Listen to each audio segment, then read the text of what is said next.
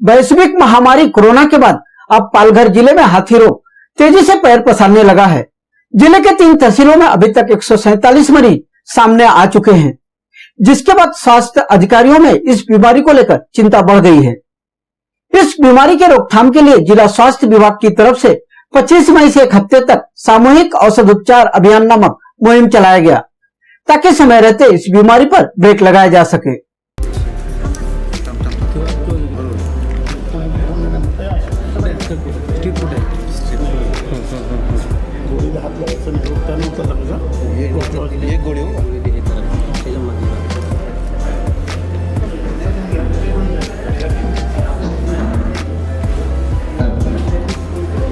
आपल्या तालुक्याचे आरोग्य पर्यवेक्षक श्री प्रभाकर पाटील यांनी गोड आहे साऊंड खरेदी चालेल आपण जी रेग्युलर डोसेची गोळी आहे आणि देशी गोळी जास्त आहे ज्या गोळी साऊंड खरेदी काय करते मोठी गोळी घेतो हे बघा एक दिवस येऊ का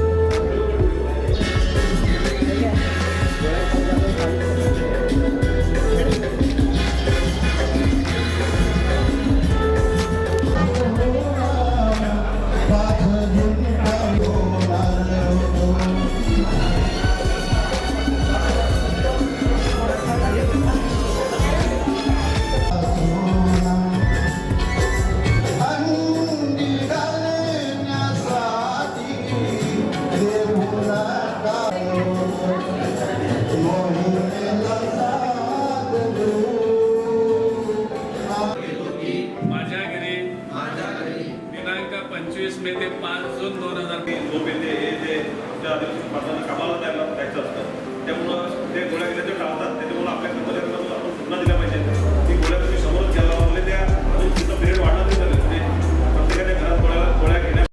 वहीं पालघर जिले के सहायक स्वास्थ्य अधिकारी डॉक्टर सागर पाटिल ने जानकारी देते हुए बताया कि 2016 से 2022 तक हाथी रोग संक्रमण को लेकर जिले में विभिन्न सर्वेक्षण किया गया था।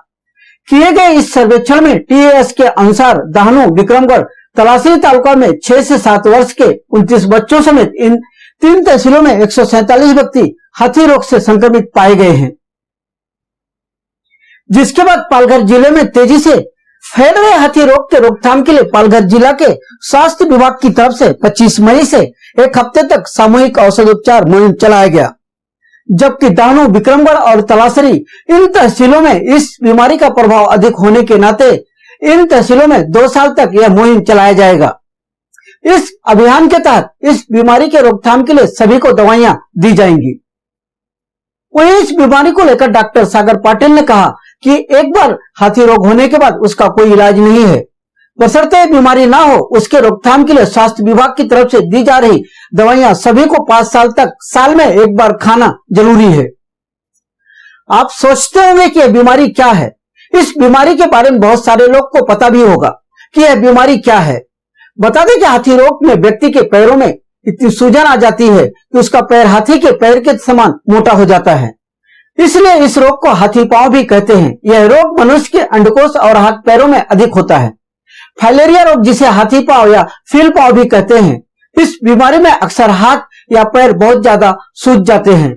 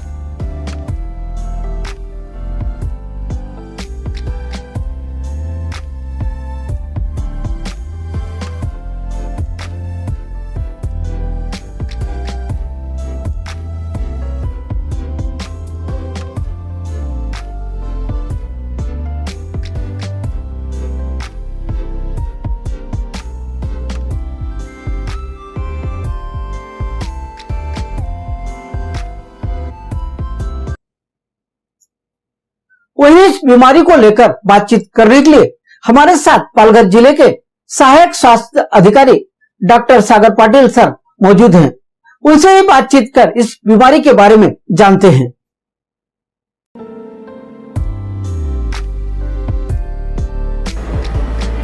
वैश्विक महामारी कोरोना के बाद हाथी रोग ने पालघर में पैर पसारना शुरू कर दिया है। वहीं इस बीमारी की रोकथाम के लिए आज पालघर जिला प्रशासन एक मुहिम चला रहा है और वहीं इस मुहिम को लेकर हमारे साथ बातचीत करने के लिए पालघर जिला के उप चिकित्सा अधिकारी डॉक्टर सागर पाटिल साहब हमारे साथ मौजूद हैं। उनसे ही जानने की कोशिश करते हैं कि पालघर में अभी तक इस बीमारी के कितने पेशेंट मिले हैं और इसके रोकथाम के लिए प्रशासन क्या कदम उठाया जा रहा है। सर, क्या कहेंगे इस बीमारी को लेकर?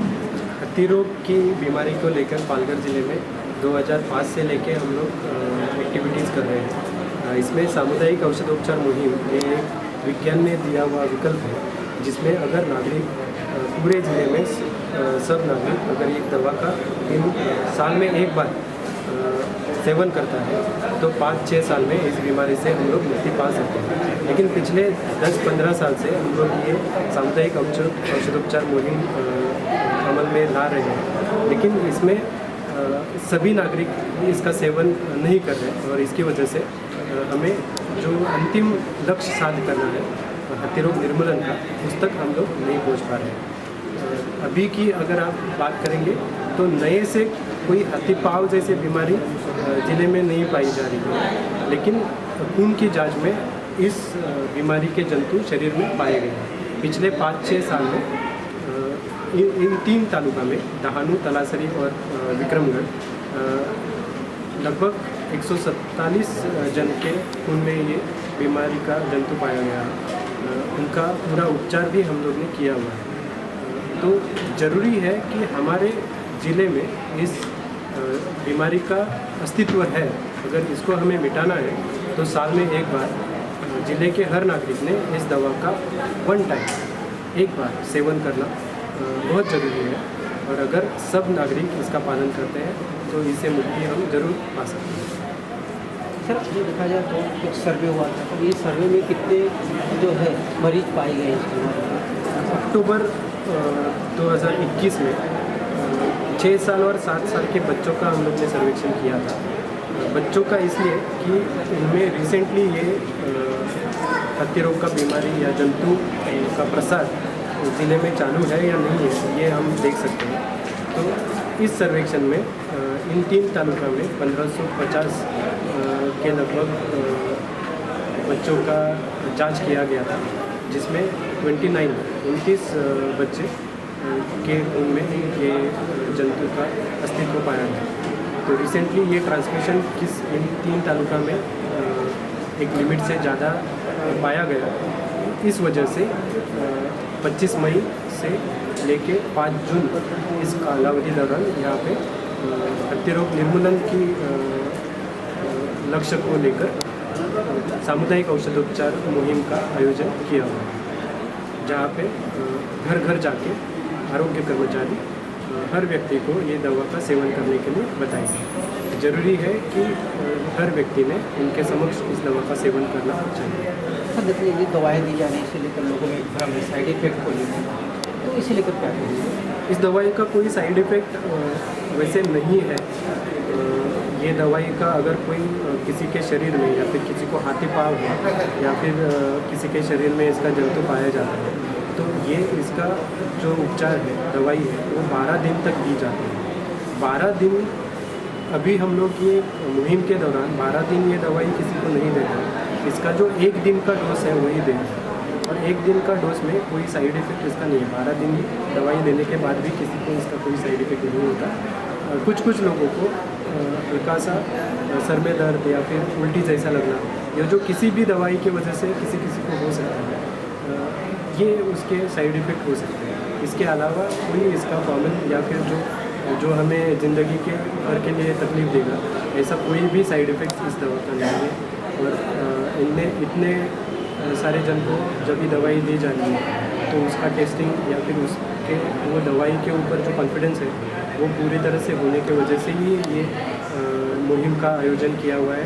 ये मुहिम अमल में लाई जा रही है। तो नागरिकों को ये विनती है कि अपने दिल में कोई शंका न रखें और इस दवाई का सेवन करें। आपने देखा कि ये थे डॉक्टर सागर पाटिल साहब, इनका कहना था कि पालघर जिला को अगर हाथी रोग मुक्त करना है तो सभी लोगों को दवा लेना चाहिए। संजय सिंह, पालघर। अगर अभी तक आपने हमारा चैनल सब्सक्राइब नहीं किया तो अभी सब्सक्राइब करें और बेल आइकॉन को क्लिक करके हमारी लेटेस्ट खबरों से रहे अपडेट।